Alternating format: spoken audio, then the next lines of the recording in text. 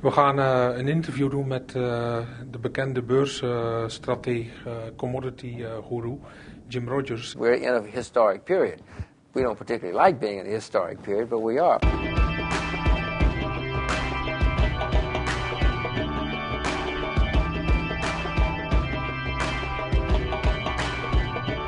Historically, the way you make money, you own the things coming out of this where the fundamentals are unimpaired.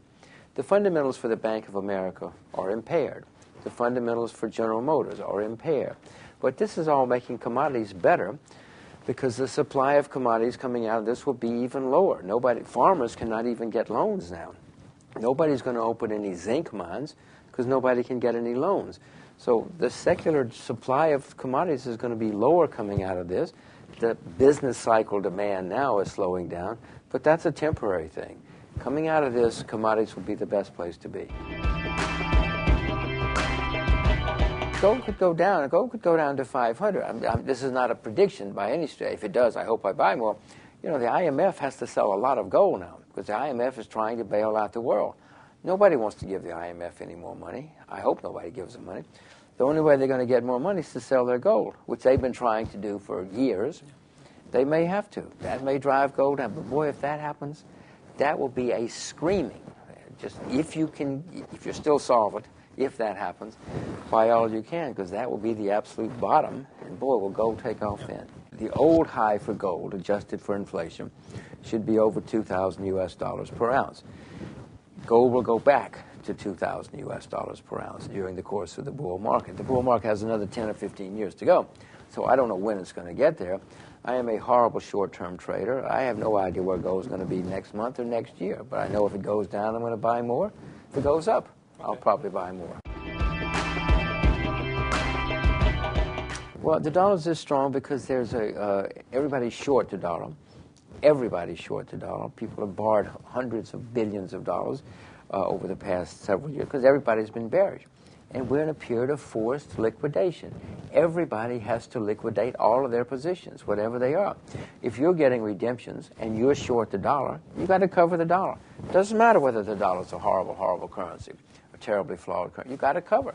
That's all that's going on now. The dollar's having this moonshot rally, but it's only because of the forced liquidations. That's the only thing that's going on. My plan is to use this rally to get out of the rest of my U.S. dollars. I'm an American citizen, but I hope to by this time next year I have no dollars.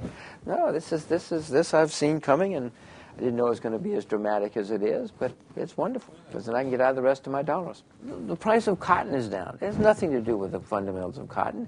The price of cotton is down because everybody has to dump their cotton. It doesn't matter, nothing to do with fundamentals. Price of oil is down because everybody has to sell their oil. People are getting massive redemptions because people are terrified.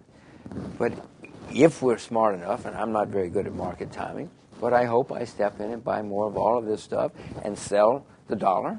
I hope that I'm smart enough to take advantage of these forced liquidations.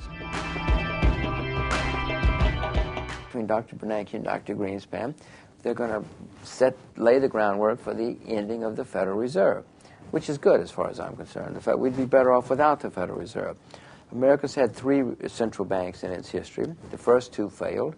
Between these 2 clowns, this one's going to fail too, which is good. I think we're better off without the Federal Reserve. I mean, Bernanke and Greenspan have printed huge amounts of money, which is another case to buy commodities, because printing money has always led to higher prices down the road for everything, but especially for real assets. So these 2 guys have printed huge amounts of money. Bernanke is now taking on gigantic debts onto the Federal Reserve's balance sheet and the government's balance sheet. Stupendous debts. No, it's a disaster what's going on. They think they're saving the world. They're ruining the world. So I've started buying Chinese shares again.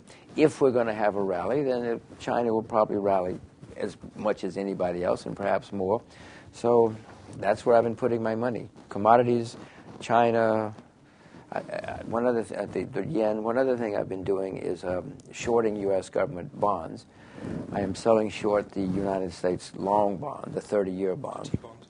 Yes, because that's the last bubble that I can see. Okay. The idea that anybody would give the United States government money for 30 years and get 3.5% is ludicrous. I mean, I cannot believe that. I agree with you. So we're going to get troubles around that corner.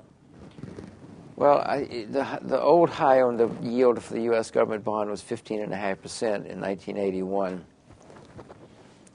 Let's just leave it at this. We're going to see much higher yields on the long-term U.S. government bond, in my view. Zo, dat was Jim Rogers. We hebben het over de onderwerpen gehad, over valuta, commodities, grondstoffen dus.